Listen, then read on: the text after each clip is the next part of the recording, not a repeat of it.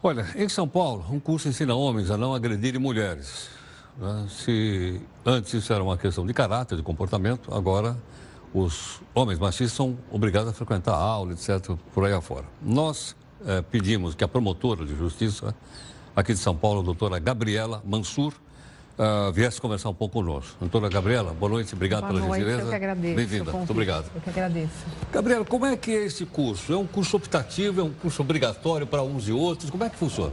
É um curso obrigatório. Obrigatório? Obrigatório. Há uma medida protetiva que obriga esses homens que estão respondendo a processo criminal ou estão com uma medida protetiva de afastamento do lar, de não manter contato ou não se aproximar da vítima, de frequentarem esse curso durante o trâmite processual.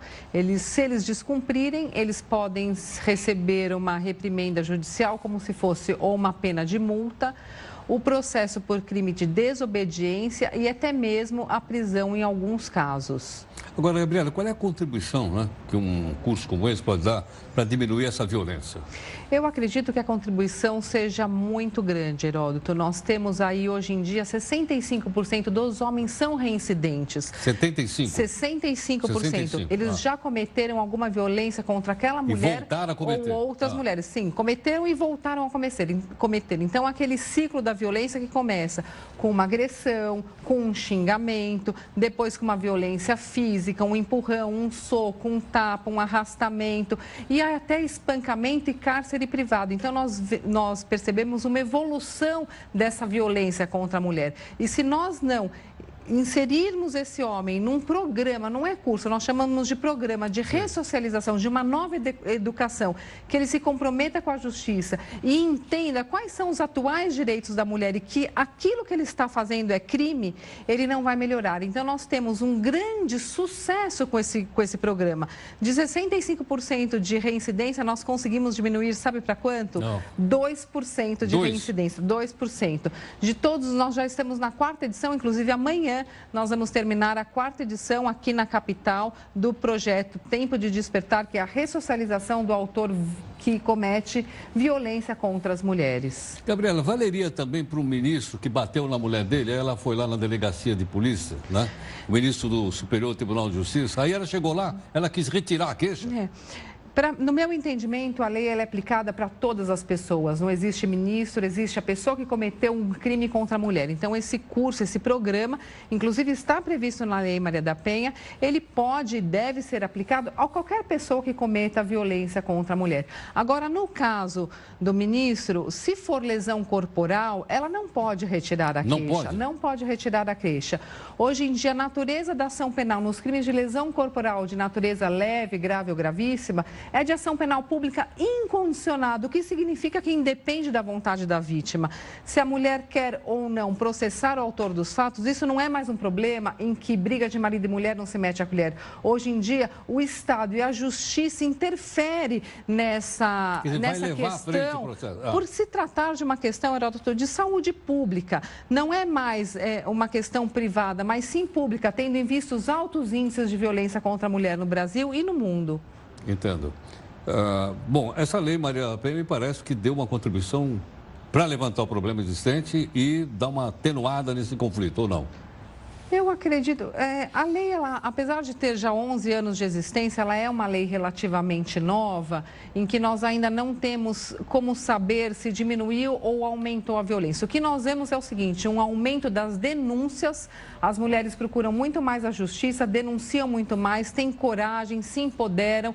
E a Lei Maria da Penha, ela prevê não só essa parte punitiva, mas também essa parte de colocar a mulher em contato com os seus direitos e com essa assistência social. Então, ela tem uma forma de autonomia, de empoderamento para enfrentar não só um processo judicial, mas também como esse rompimento do ciclo da violência e podendo aí viver uma vida livre de violência. Então, nós vemos que as mulheres procuram mais a justiça, denunciam mais e conseguem muitas vezes identificar uma situação que antes elas nem sabiam que estavam em situação de violência. A violência psicológica, que é muito grande, a violência física, muitas vezes a violência sexual, também no curso do casamento, há muitas mulheres que são forçadas a práticas sexuais contra a vontade delas. As mulheres mais jovens hoje em dia estão denunciando e procurando muito mais rapidamente a justiça. E até as mulheres idosas, Heródoto, que estão hoje em dia procurando a justiça, porque nunca é tarde para se viver uma vida livre de violência. E esses homens precisam também terem a responsabilidade pelos fatos cometidos. Por isso que eu acredito ser importante esse programa que vem dos Estados Unidos e também do Rio Grande do Norte, uma promotora que inaugurou inicialmente no Brasil, a promotora Érica Canuto, do Rio Grande do Norte, com grande sucesso. Nós trouxemos para São Paulo, adaptando a nossa realidade, e isso faz com que esses homens tenham uma consciência de que eles estão cometendo um grave crime de violência contra a mulher. Agora, qual é a punição por um crime de violência contra a mulher? Depende do grau da violência? Depende do grau da violência, depende do crime. Hoje em dia, aproximadamente 70% dos casos que chegam à promotoria são de injúria, calúnia ou difamação, de ameaça e lesão corporal de natureza leve. Para esses casos, para esses crimes, nós temos realmente uma legislação penal em que as penas são muito baixas. E isso dá uma certa sensação de impunidade. Por isso que eu ainda assim acredito há necessidade da punição, mas também há necessidade dessa ressocialização do autor de violência para que ele não volte a cometer. Uma punição, obviamente, suja FA, a pessoa vai ficar com o nome sujo perante a esfera criminal, mas em termos de quantidade de pena, ela não é suficiente. É leve. Ela não é suficiente para esse caráter da pena, que é o poder intimidatório e o repressivo. Eu acredito que nós ainda temos que lutar por penas mais rígidas, penas mais altas nos crimes de violência contra a mulher. Eu queria pedir que você ficasse mais um instantinho aqui conosco. Claro, é um prazer. Por favor.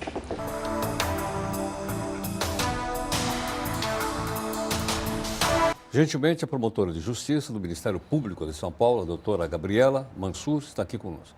Gabriela, que comentário você faz? Você falou em violência contra a mulher, contra o ex-médico Abdel Maci. Eu acredito que a decisão do Tribunal de Justiça foi acertada. Lógico, dele cumprir a pena em regime fechado, em que há o tratamento específico para o caso dele. Os crimes de violência sexual, eles são muito graves. Te surpreendeu o fato de ele ter conseguido me surpreendeu, sim. Surpreendeu?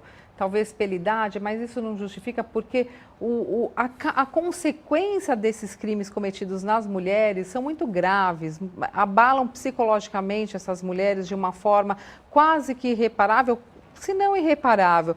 E nós temos, às vezes, uma cultura no Brasil de esquecimento das vítimas, principalmente as vítimas de violência sexual, de violência física, de violência moral, quando tem, por exemplo, suas fotos divulgadas em redes sociais. E nós temos que sempre lembrar e ter essa preocupação com a vítima do processo, e principalmente quando a vítima é mulher, porque os danos são imensuráveis, Heródoto. Então, eu não concordo em ele cumprir em regime. Você falou agora há pouco da sensação de impunidade. Eu acho que a sensação geral foi de impunidade quando souberam que ele havia ganho o direito de ir para casa, cumprir a pena em casa. Sim, mas o Ministério Público está aí. Hoje em dia, no meu entendimento, não puxando a sardinha para o meu lado, mas é a maior instituição do Brasil e fez com que ele voltasse e cumprisse a pena em regime fechado, como deve ser. Entendo. Como deve ser.